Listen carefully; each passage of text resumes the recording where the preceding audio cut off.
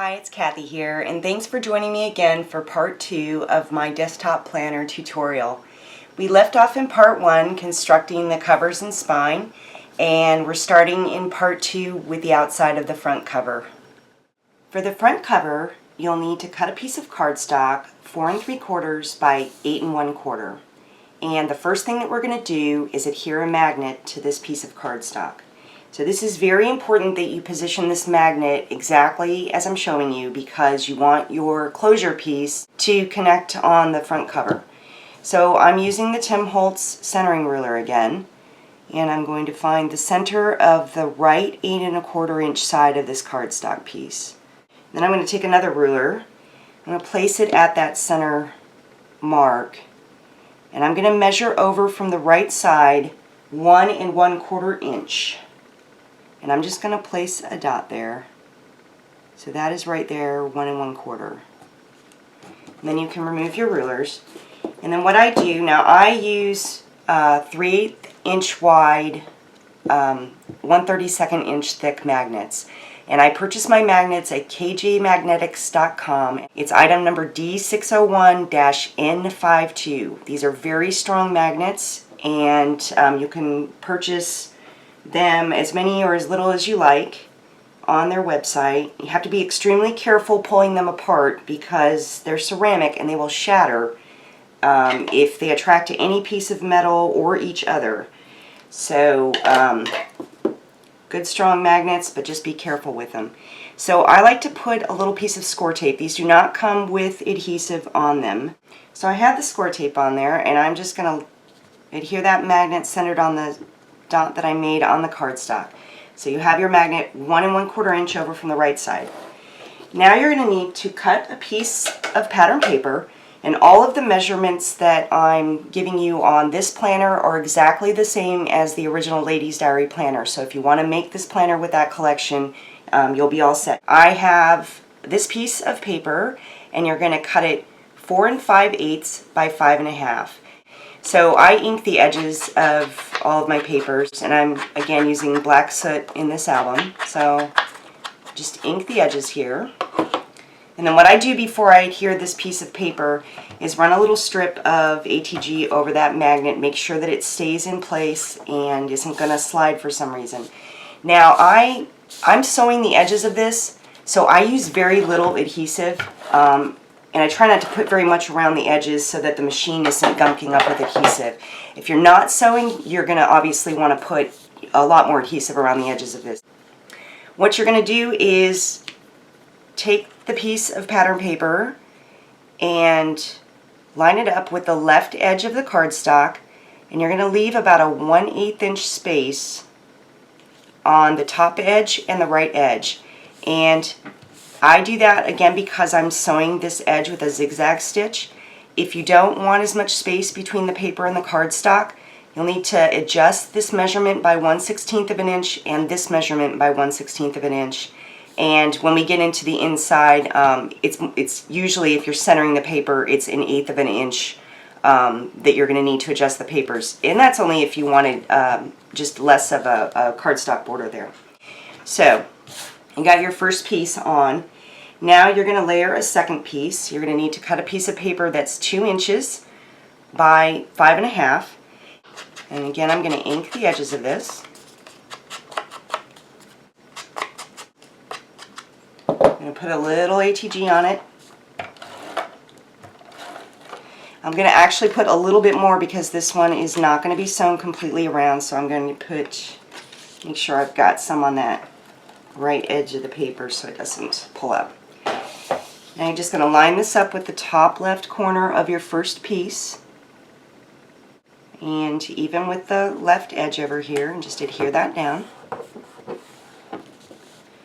The next piece you need to cut is 2 3/4 by 4 5/8.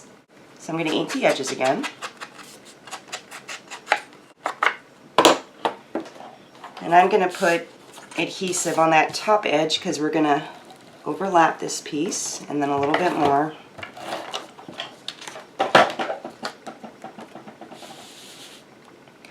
And you are going to slightly overlap the two top pieces, get it even with the left edge, and I'm going to leave about 1/8 inch again on the bottom and the right side. And then the last strip that you need to cut is 1/2 inch by 4 5/8, and I'm going to ink the edges.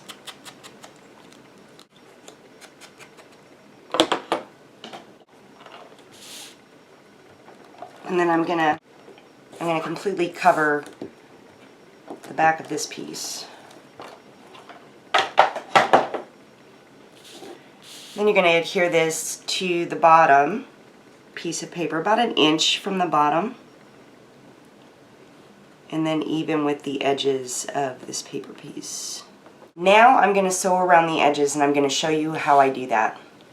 Okay, so I have my cardstock piece with the papers on it, and I'm ready to sew.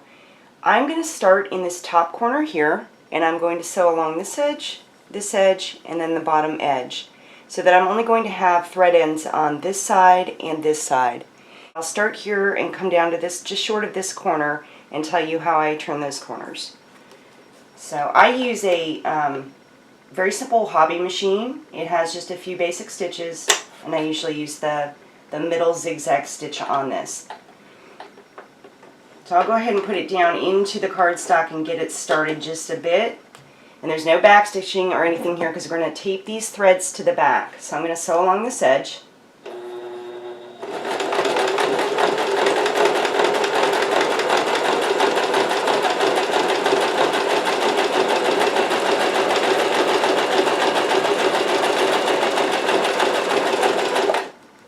Okay, I've stopped about 1/4 inch from the end of that corner, and I'm going to do one more. Before I turn this corner, I want to have my needle on the left side.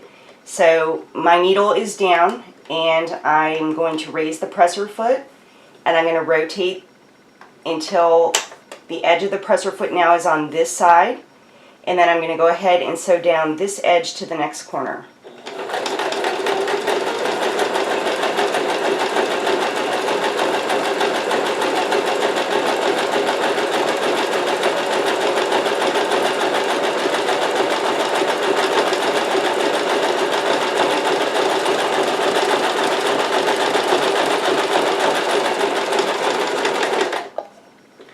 Again, I've stopped a little bit short of 1/4 inch, and with practice you will figure out where you need to stop and have your needle on the left side before you lift that presser foot and rotate it again. And then we're just going to sew this edge.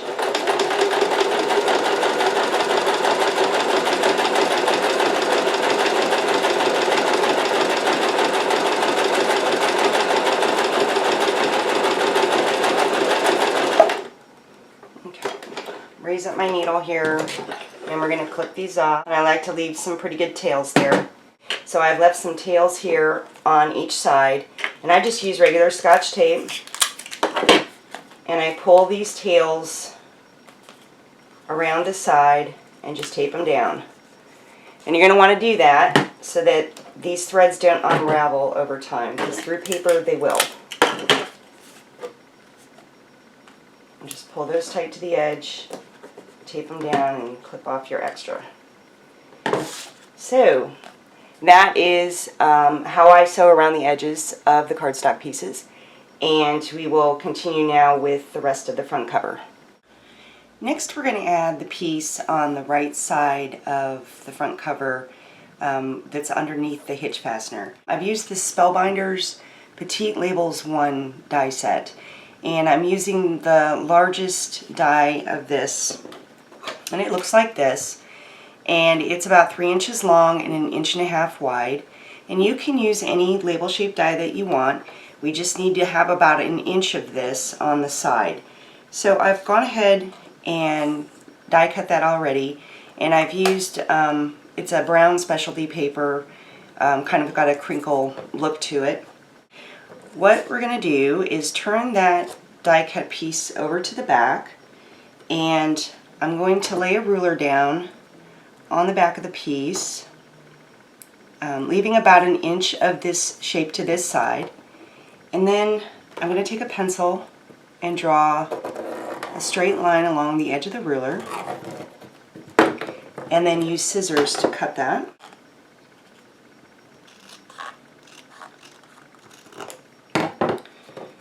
And then I'm going to use a little ink here on the edge. It's just kind of got some raw edges, and I just like to ink everything here.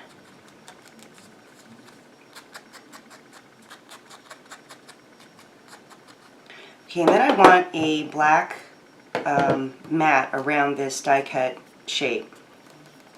So I've got a small piece of black cardstock here, and I'm going to put some glue on the back with a glue pen. And then adhere the straight edge of the label shape to the straight edge of the cardstock.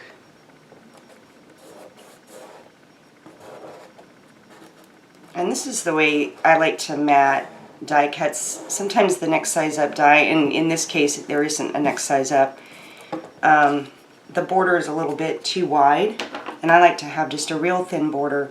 So I'm going to take these yellow handled cutter bee scissors, and I'm just going to cut a very thin border around the die cut shape.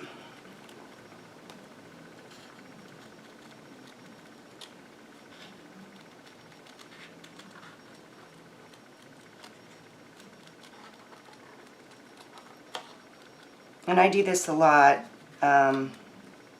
pretty much any time I'm matting a sticker or a chipboard tag in my albums. Okay, so now we have a nice thin black cardstock border around that shape. So I'm going to turn my piece with the right side here, and I'm going to use my centering ruler again, and I'm going to find the center of this piece,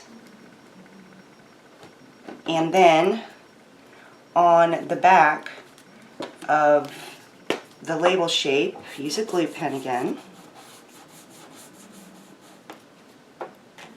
and then I'm going to adhere this centered on this right side up against the edge of the cardstock.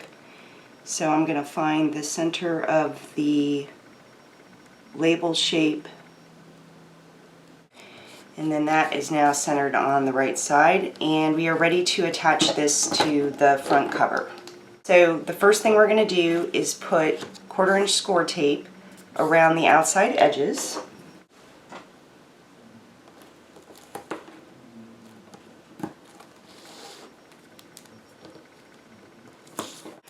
And then I'm going to put ATG in the center, just a few strips.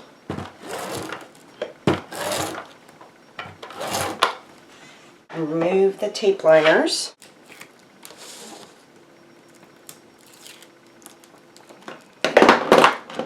Okay, now we're going to place the covers in front of you here, and we're going to adhere this piece to the front cover. So what I do is leave again about a 1/8 inch border of the cover around the top, the right, and the bottom. Don't worry, you can probably see a little that it's overlapping this finishing paper, and that's not going to be a problem because we're going to put some lace trim here on this edge and cover that. So get that adhered down. Now we're going to punch a hole for our hitch fastener on the right side. So what I'm going to do is again turn it to the side and use the centering ruler and find the center of the front cover on the right side here. Okay, and that should line up with the center of your label die that you've used. And we want the hitch fastener to be a 1/2 inch from the edge of the cover. So I'm going to line up my ruler with that center line on the centering ruler, and I'm going to take a pencil and just mark at a 1/2 inch, and then I'm going to punch that with a crocodile. Okay, and now we're going to punch a hole here at the mark, and it's a little bit of a tight fit with the crocodile with so many layers. And get a hole through there. So now we have the hole for the hitch fastener. And I'm going to go ahead and put that on.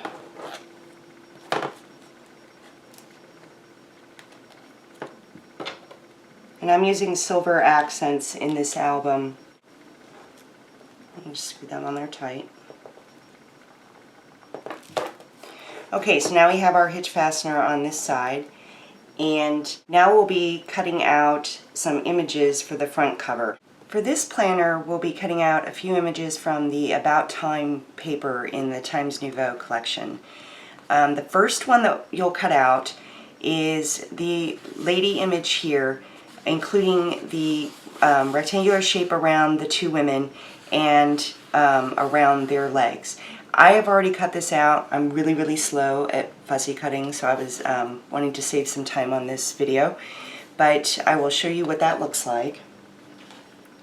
So this is the first image that we're going to adhere to the front cover. Before we do that, I'm going to ink the edges of this image with a little bit of the Tim Holtz Black Soot. And inking, I like to ink the edges of all the images that I cut out, because it tends to hide any areas where maybe you missed a little, and just gives it a finished off look. I'm going to apply some adhesive on the back with a glue pen.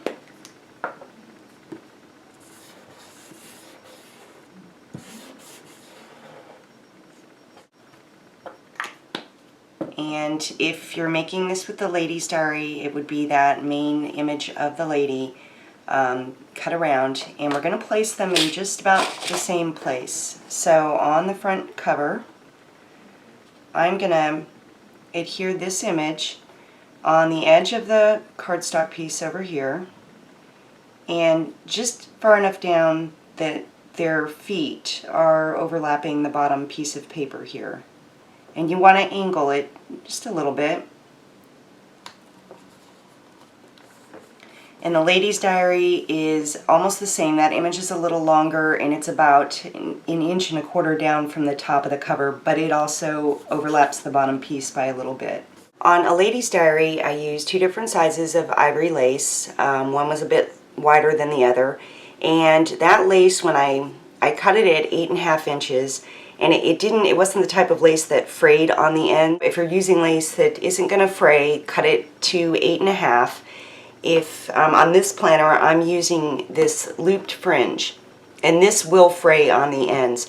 So I cut it about 9 inches, and then I just took about 1/4 inch and a little bit of fabric glue and rolled that over so it wouldn't fray once I put it on the cover. I like to use fabric glue when I'm putting the trim on the side of the planner here. And you can use a hot glue gun, whatever you're more comfortable with. I find that the fabric glue is a little bit more forgiving on this. So I want a little bit of this velvet paper to show on the edge from the trim. So I'm going to run some fabric glue on the edge of this cardstock piece. And I find it easier to put the fabric glue on the piece, on the cardstock piece, instead of the trim. And then you can line up your trim and move it to get it straight as needed, and you're not dealing with a sticky mess on your fingers. So I've just run a little bit of fabric glue there on the edge, and I'm going to take, and it gets a little stringy sometimes, I am going to take this looped fringe piece, and I'm going to overlap the edge of this cardstock piece and line it up at the top. And I'm going to overlap that by about 1/4 inch, and that is going to give me just a little bit of the velvet paper showing.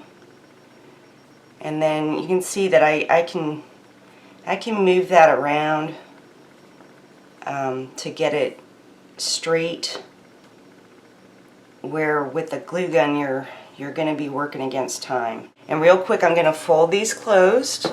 Okay, and that's about how this fringe kind of lays, and I can see a little bit of the paper there, so I know I'm good there. And the nice thing about the fabric glue is if you don't get it on there straight, you can pull it off gently and you're not ripping and tearing things. So we have the first piece on, and I'll show you. This is what that looped fringe. It's a Simplicity, and it's a 1-inch looped fringe. Now the second piece is this black trim, and this was also one that was kind of fraying on the end. So I took a little bit of the fabric glue on each end and let that dry so that it's not gonna fray on me later. And I'm gonna do the same thing. I'm gonna overlap the first piece with this slightly smaller piece. So I'm gonna put fabric glue on the edge of this first trim piece. I hope that my glue bottle doesn't clog up on me.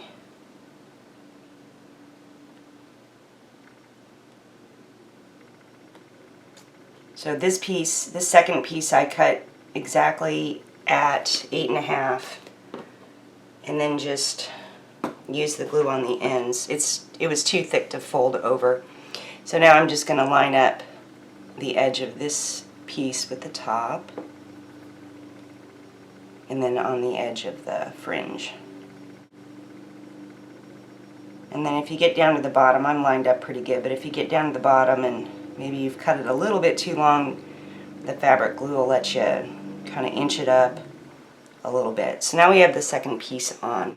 So now we're going to continue to embellish the front of the cover. So on the Ladies Diary Planner, if you're making that one, you'll want to cut out a large clock face and a couple of flowers, and you'll be adhering them to the side of the image on the right side. But for this planner, we're going to use a sticker from the sticker sheet in the collection, and I'm going to stick that to a piece of black cardstock, and then take my scissors again because I want to have a little cardstock mat around this sticker just to give it a little, make it stand out a little more. Okay, now I want to give this a little bit of dimension, so I'm going to use dimensional adhesive and adhere it up here at the top of the front cover. And I've used this sheet of Pop Dots, and I like to make sure to use all of it. You really get your money's worth if you just go ahead, and there's nothing wrong with using the scraps of the adhesive sheet. Just a little tip if you don't already do that. And then I'm going to adhere this to the front cover about a 1/2 inch from the right side of the cardstock piece and about 1/4 inch down from the top of the cardstock. And now we're going to cut an image again from the About Time sheet from earlier. We cut this one first. We're going to cut this lady here. And I've already done that. And I've inked the edges, and I'm going to put a little bit of glue on the back where her head is, and then I'm going to put some dimensional adhesive down because I also want to pop her up, and she's going to go over the top of the title. Turn her over and put a little glue here and a little bit of dimensional adhesive.